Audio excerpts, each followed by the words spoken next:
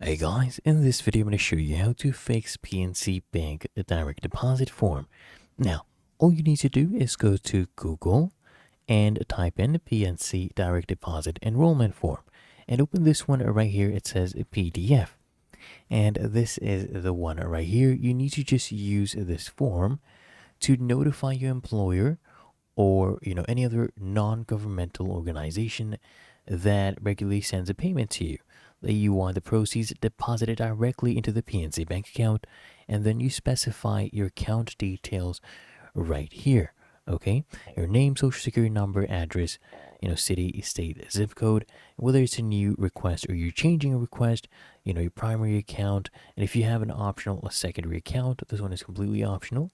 Then you put in your date and signature. Okay, that's all you have to do, and then submit it to that entity.